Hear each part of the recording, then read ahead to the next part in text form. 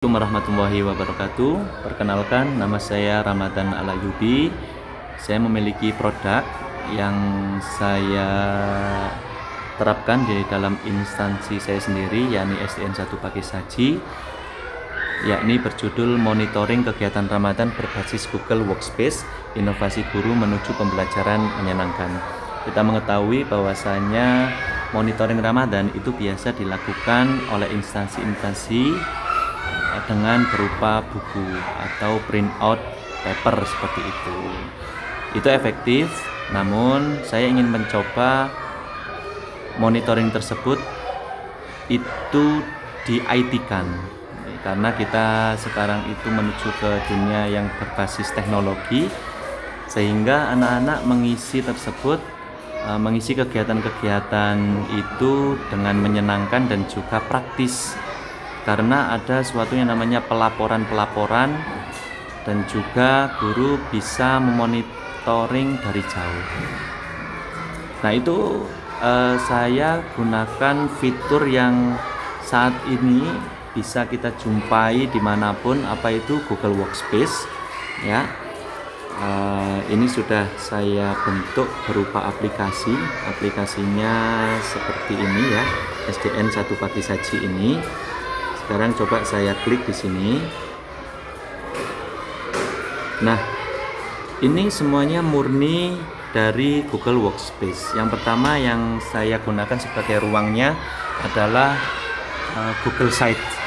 Nah, Google Site ini menjadi sebuah rumah dari fitur-fitur Google Workspace lainnya. Oke, saya kasih tampilan seperti ini ya. Ini fiturnya adalah semua kelas sudah termuat di dalamnya. Setelah itu di sini juga saya kasih suatu fitur yang baik, yang bagus, yakni ada lomba Ramadan vlog. Setelah itu di sini juga saya bisa mencantumkan media-media atau berita-berita update ya, tentang bagaimana kegiatan Ramadan bisa berjalan dengan baik. Yang pertama, ini adalah fitur dari perseorangan. Nah, ini sudah ada di ruang, contohnya saya klik di ruang kelas 1A. Nah, ini masih dalam bentuk Google Site ya. Setelah itu di sini ada beberapa fitur. Yang pertama adalah puasa, tarawih dan witir, tadarus Quran dan sholat Idnya.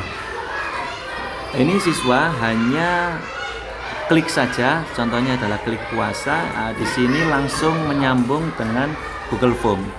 Nah, Google Form ini sangat simpel sekali, hanya nama itu langsung drop down ya.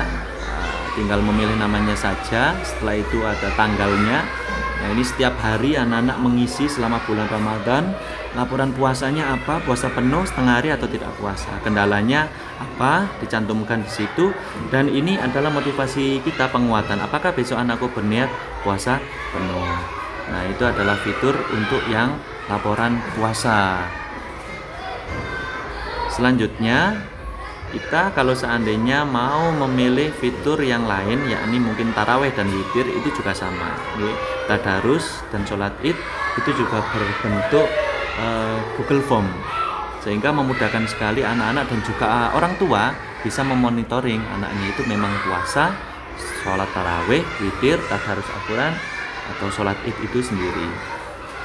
Nah, tentunya di sini saya sebagai yang memiliki akun akan bisa melihat bagaimana